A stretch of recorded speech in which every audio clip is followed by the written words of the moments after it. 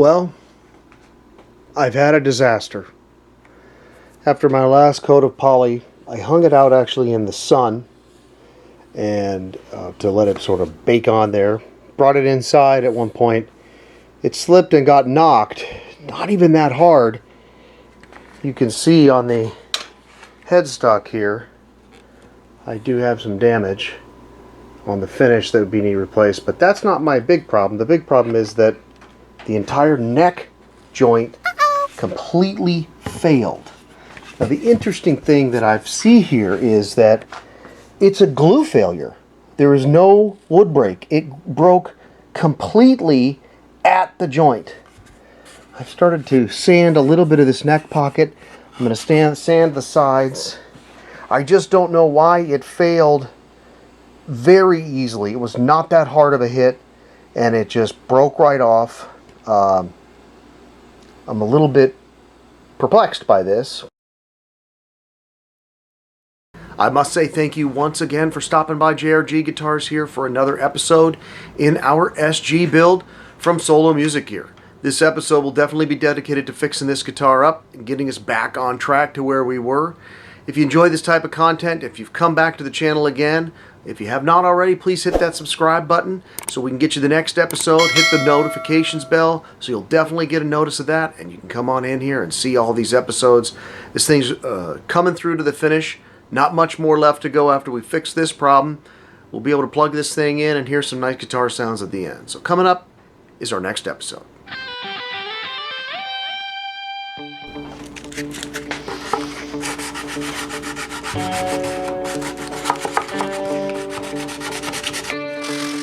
So I started off with sanding the neck joint in the body and then also on the heel of the neck.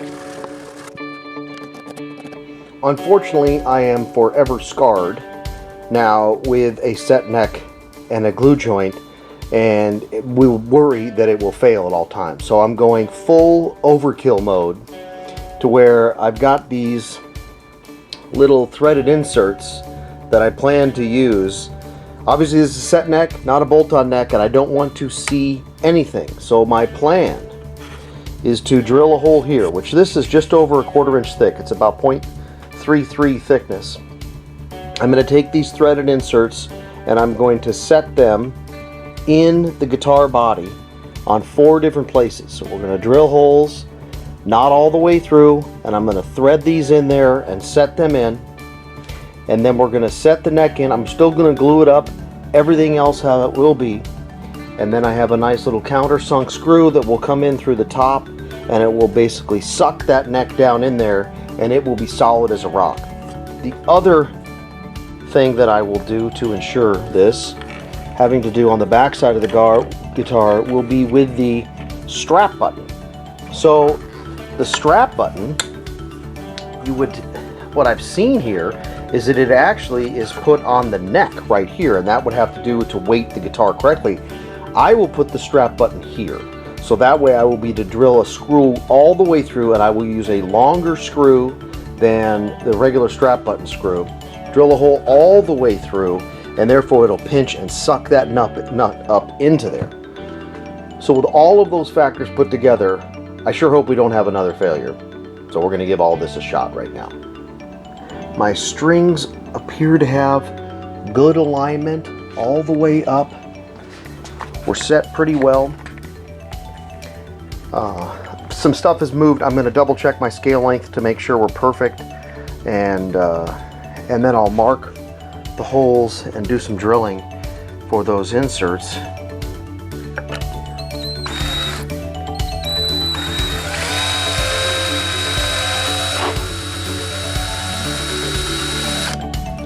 Alright, so I've got my single hole drilled right there. We'll sink this one in, we'll set it in. I've checked the thickness with my calipers of the guitar. So then I've set up my drill bit with a stopper on it. We're going to drill it in, then we'll get our threaded insert, which I already know is going to be just a hair long. It's going to stick up. We're then going to just grind that off and file off the top of it so it sits flush. So here goes nothing.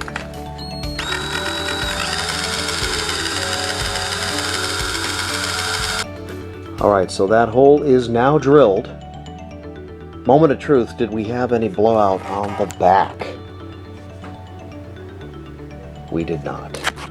We're clean. Woo! Sigh of relief.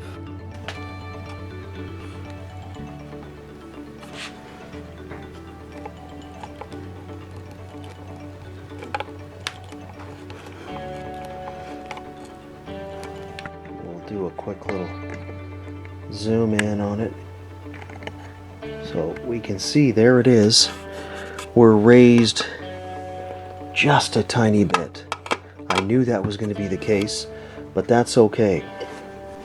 Alright, so now we'll just file this down. It's not too hard.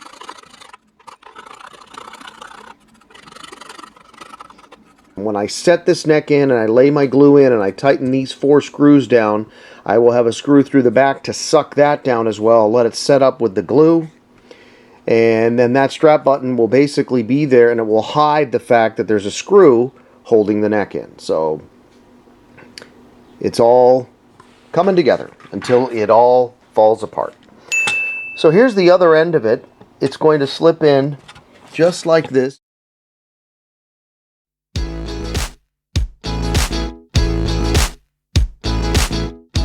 Well, with the guitar hitting the ground and then all the subsequent repairs that had to be done, the finish really took a beating. It required sanding down and kind of starting all again with the polyurethane.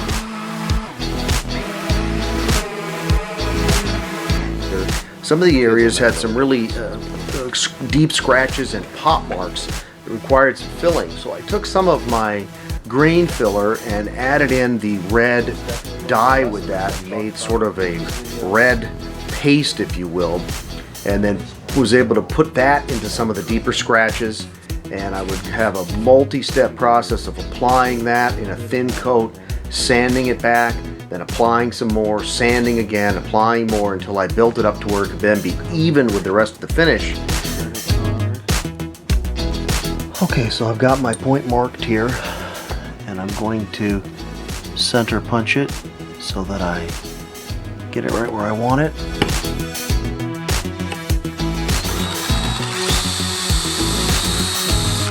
Okay, so I decided that I'm crazy, and I decided I would dowel pin in.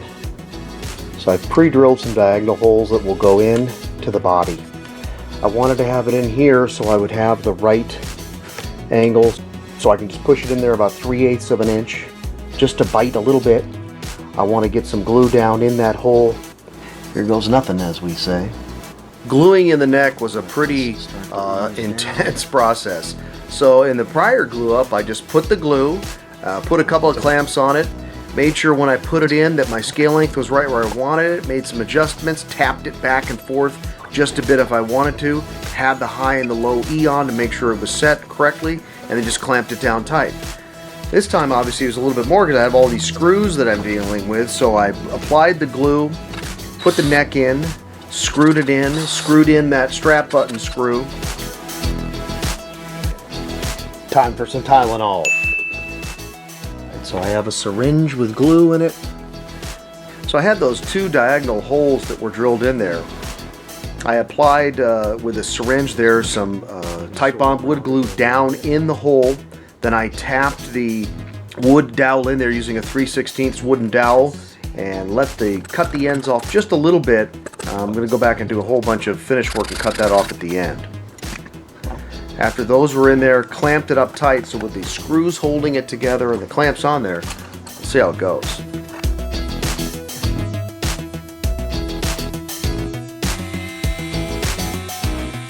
Upon taking the clamps out after letting it sit for a couple of days, I went in with my rotary tool and cut off those dowels, sanded it down smooth. I then came back with some stain and applied stain in the area on that raw wood after cleaning it up. Then coming on here with some additional wipe-on poly, building up many coats just as I did before, doing some sands in between, getting us back to where we wanted to be. Alright, so here we are with about probably, I think, 4 coats of polyurethane on there, and if I get down low, you can certainly see we have a lot of reflective. It's got a nice gloss to it, but it is rough. It needs some sanding out. There's a little bit of just particulates, dust that have gotten trapped in there, along with just some of the lines from the wipe-on poly. So I'm going to do a little wet sanding with some 1200 grit, get it as smooth as I can, not going too deep. I don't want to go through the poly. And then I'll put some more poly coats on there and then wet sand again, and we'll do that as many times as we have to get it as smooth as I can get, and then we'll buff it up to a really high shine. But it looks nice. I ended up on the face of the headstock. I was going to clear coat it with just some clear, but after I sanded it, I just said, let's put the poly on and see what happens. And I just put the poly on there, and boy, it pops as a gloss black. If I do the same thing and I sort of sand it, wet sand it down, and then apply some more poly, I think we'll get a nice gloss. So I just have some regular water with just a couple of drops of soap detergent to give it a little bit of a lubricating factor. So I come in with some 1000 and then some 1200 grit, and I just wet sand it down to level sand that and get it nice in preparation for its buffing finish.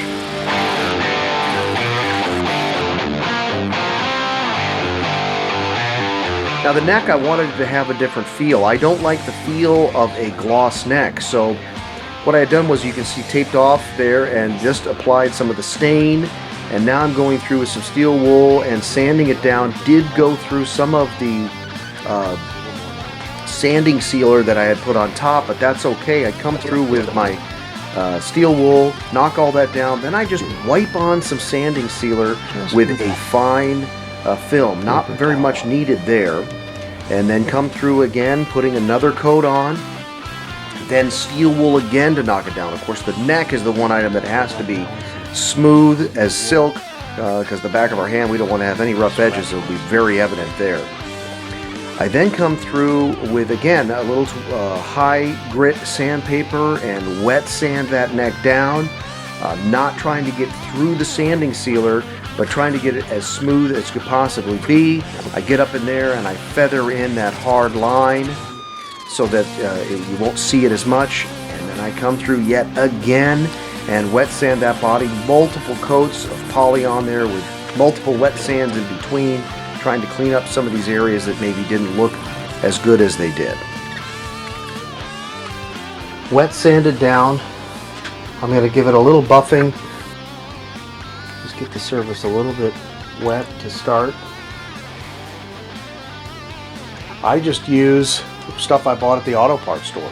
So this is just a Meguiar's rubbing compound. That's my first one. And I bought these pads, this from a place on Amazon.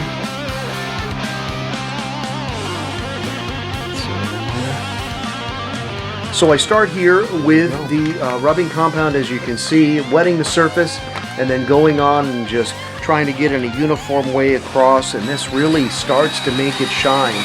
You think the poly looks pretty good, but then you apply this on there and the shine really starts to kick up, and you start to get excited about how the finish is going to look. Let's look at that. Get a low angle on it. I mean, incredible.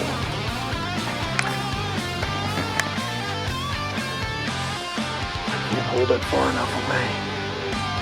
But boy, that's great.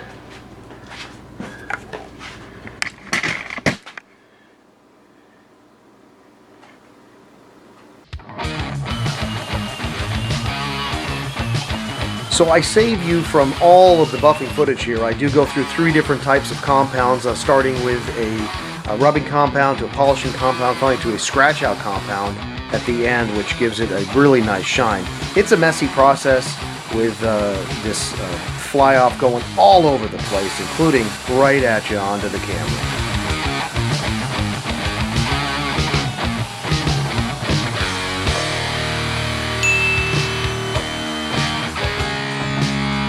I then go through and clean up the buffing compound out of all the cavities, and I did this by not just wiping it with some water, but I took a paintbrush with some of my sanding sealer and sort of wiped it out, and it kind of was a two-function process of cleaning up the buffing compound and also sealing any of that raw wood. Okay, so there we have it. Another episode done. This was another long one. Unfortunately, one that I didn't want to have to bring to you. But we did have that problem. The neck came off, and I think we fixed it to a point where it's now going to be solid and not going to come off again. So we're leaving it right at the end here where we feel the finish is now up to a perfect spot. And we've got the body ready for the actual hardware installation and electronics and such. But that will have to wait for the next episode. I do appreciate you checking in here at JRG Guitars for another episode in our SG build from SoloMusicGear. And I do appreciate you, as always, staying this deep into the video. I know it's a long one, but it was a tedious process and one that I was happy to bring to you. If you do like and enjoy this type of content, I would like you to consider maybe hitting that like button, pressing the subscribe button, and ringing that bell for notifications, so when the next episode comes out, you'll be notified that it is here for your consumption. So thanks again for stopping by. It's appreciated as always. I'll see you again on the next SG Build episode. Thank you.